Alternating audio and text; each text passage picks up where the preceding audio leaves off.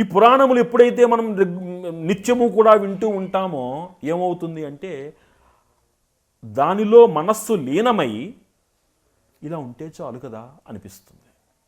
ఆ తర్వాత మళ్ళీ ఆ భావన నుంచి బయటపడి, ఆ మాయ నుంచి బయటపడి ఎప్పుడైతే మనం ఇంకొక లోకంలోకి వెళతామో ఈ మాయ తప్పించి ఆ మాయలో ఇరుక్కుపోతాం.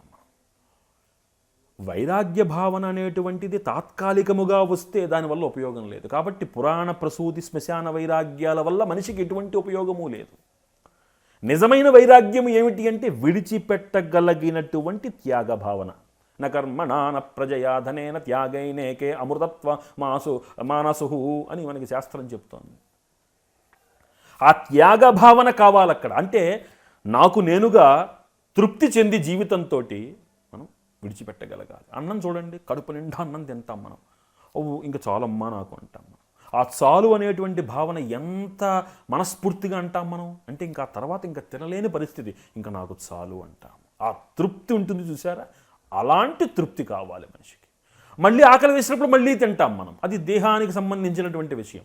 అంటే ఎలాంటి తృప్తితోటి అక్కడ నేను అన్నాన్ని వద్దు అని అన్నానో అలాంటి స్థితికి నేను చేరుకోగలగాలి. అంటే ఈ మాయామోహమైనటువంటి ఈ వలయంలో ఏదైతే నుంచో నేను చూస్తున్నానో దీనిలో ఉన్న నిజాన్ని, దీనిలో ఉన్నటువంటి కాల పరిమితిని నేను గ్రహించగలిగి ఎంతవరకు నేను దీనిని అనుభవించాలో అంతవరకు అనుభవించగలిగితే ఏ సమయానికి నేను ఏ స్థాయికి చేరుకోవాలో ఆ సమయానికి ఆ స్థాయికి నేను చేరుకోగలుగుతాను. అందుకే చూడండి, మనకి 4 ఆశ్రమాలు, గృహస్థాశ్రమం తర్వాత వానప్రస్థము పెట్టిన తర్వాత మనకి సన్యాసాశ్రమం అని చెప్పబడి జరిగింది. అంటే ఈ వానప్రస్థములో మళ్ళీ ఏం చేస్తున్నారు వాళ్ళు? వనముల యందు భార్య భర్తలు ఇద్దరూ కూడా ఒక రకమైనటువంటి సాంసారిక జీవితానికి దూరముగా సాంసారిక జీవితాన్ని త్యజించి ఒక ఆధ్యాత్మిక జీవనాన్ని వారు జీవిస్తున్నారు. వాళ్ళు అలాంటి జీవన స్థితిలో నిజాన్ని గ్రహించిన తర్వాత ఇంకా ఆ భర్తని కూడా ఆ భార్య, అయ్యా మీరు చక్కగా సన్యాసాశ్రమంలోకి వెళ్ళండి అని పంపగలుగుతుంది. ఉన్నట్టుండి గృహస్థాశ్రమంలో నుంచి నేరుగా మనం సన్యాసాశ్రమంలోకి వెళ్ళామనుకోండి, ఒక బంధం ఏర్పడుతుంది, వదులుకోలేని బంధం. సన్యాసాశ్రమం అంటే తురీయ స్థితి అది. ఇప్పుడు చూడు, ఒక ఉదాహరణ ఉంది. ఒక మహానుభావుడు ఒక ఆయన ఉన్నాడట. ఆయన సన్యాసాశ్రమం స్వీకరించడం కోసం అని చెప్పి ఒక పెద్ద మఠాధిపతుల దగ్గరికి వెళ్ళారు. ఆయన వెళ్ళినప్పుడు, సరేనయ్యా నువ్వు సన్యాసాశ్రమం స్వీకరిస్తావు, మరి నీ ఆహార పరిస్థితి ఏమిటి, ఎక్కడ ఉంటావు? అబ్బాయి ఏం పర్వాలేదండి, నాది అపార్ట్మెంటు, కింద నేను ఉంటాను, ఆ పైన నా భార్య ఉంటుంది, రోజు వండి పెట్టేస్తూ ఉంటుంది ఆవిడ. ఆ మాత్రం దానికి సన్యాసాశ్రమం ఎందుకు? దండధారణ కోసం కాదు సన్యాసాశ్రమం, విషయవాంఛల త్యాజ్యానికి సన్యాసాశ్రమం. ఆ అకర్మస్థాయిలో నుంచి నేరుగా భగవత్ సాన్నిధ్యానికి చేరుకునేటువంటి ప్రణవోపాసనా తంత్రము మాత్రమైనటువంటి యోగము తురియాశ్రమం. అంటే తలచి చూస్తే అంతా మిథ్యయే కదా స్వామి, అయినా కాంతాపుత్రుల్ అర్ధముల్ తనువున్ నిక్కమంచు. ఈ లంపటం ఎలా ఉంటుంది అంటే, ఇప్పుడు నేను మీకు ఇవన్నీ నీతులు చెప్తున్నాను, ఇది అయిన తర్వాత మళ్ళీ నేను వెళ్ళి నా భార్య, నా బిడ్డలు, నా ఈ తనువుకి ఏం కాకుండా దీనికి ఒక మళ్ళీ పోషణ, ఇదే నిజమని నమ్ముతాము.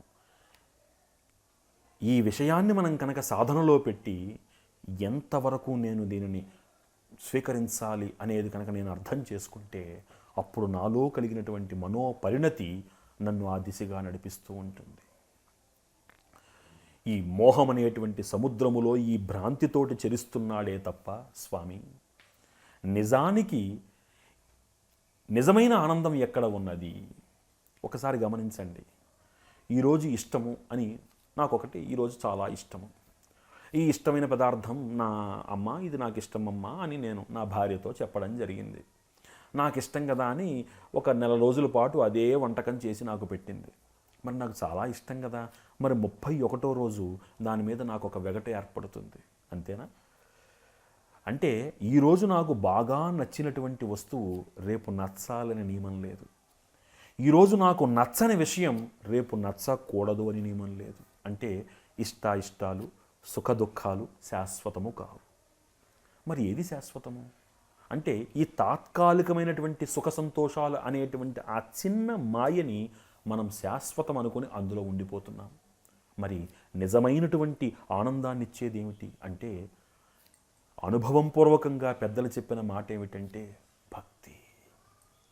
ఆ భక్తిలో మనం రమించి, ఆ భక్తిలో అమ్మవారి పాదసేవ సౌభాగ్యంతో తరిస్తూ అక్కడ మనం కనుక జీవించగలిగితే, దానికి మాటలు లేనటువంటి ఆ ఆనంద భావనని సదా అనుభవిస్తూ ఉంటే, ఇక జీవితంలో ఎంత పెద్ద సుఖం మన ముందుకు వచ్చినా ఆ అమ్మవారి అనుగ్రహం ముందు తృణీభావనతో ఉంటుంది అని మనకి అనుభవంతో పెద్దలు చెప్తున్నారు. ఈ మోహార్ణవం అనేటువంటి ఈ మాయాలంపటంలో ఉండిపోయినటువంటి మానవులు నిజమైనటువంటి పరమార్థాన్ని ఇవ్వగలిగినటువంటి నీ యందు చింత ఇంత కూడా చెయ్యటం లేదయ్యా శ్రీకాళహస్తీశ్వర.